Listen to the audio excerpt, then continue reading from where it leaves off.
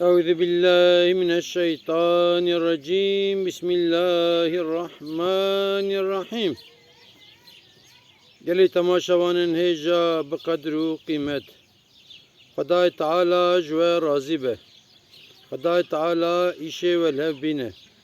خدای تعالی حضور تک مالا و صحت تک جان و برکت تک مال و خدای تعالی الآخرت و تک جنت لجنت جی و تک جنار حضرت رسول الله علیه الصلاة والسلام گلی تماشاوانا معلومه وقتی چوندنا حجه هنک جی آنا چونه هنک خفیله هنک جی آنا پی در پی بهر ایک هرن حجه خدا تعالی حجات تمام قبول که و ایک خیاس کرنه ناوان در نکتی خدا تعالی دنیزا ناوی وانجی درخه و ایک دلی وان هبه هرن امکان وان تنه بخدا تعالی امکان جی بدوان که او جهرن حجه حج تشکی پر خوشه فرزا دینی اسلامی گلی تماشاوانا نها لحجه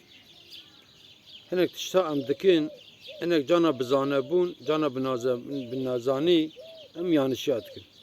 یک جوان نزانیا جی اوه کفری حجر الاسود کفری حجر الاسود ایک چونه زانند کوشه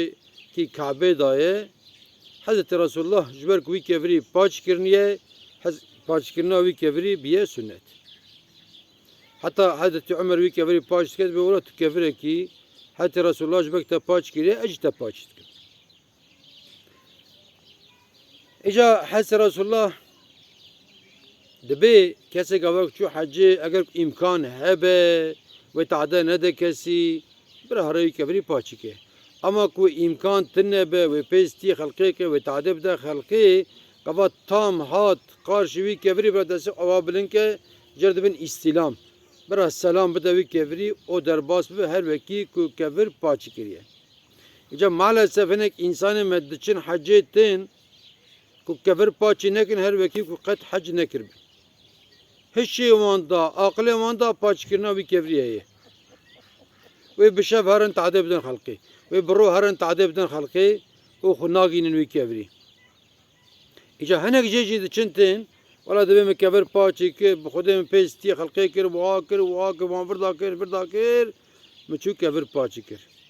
تا کفر پاچی کر تا خیره کی قزانش کر فقط تا ست حبج گناه قزانش کر دوی را مبارک دا yani çava bejim esnafeki vaka eşyayeki ki bir 25 baknota bikre o bine dükkanı bir 5 baknota befroşe ve ev esnaf ve top babacı eşya ki dosi bir hava gaba befroşe yahut yeki çiftçi set donum erd avetiye em bejin 100 milyarlı mesref kiriye o 10 milyar gelir cerahati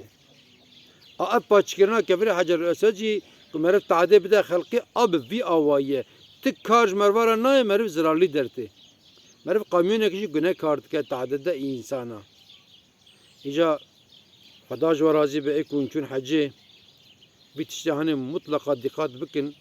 تعدي ندن خلقي ونشوي كفريجي باتشي نكن وانتبه من الخير وخشيدا وانت تمام أماتي وخدابا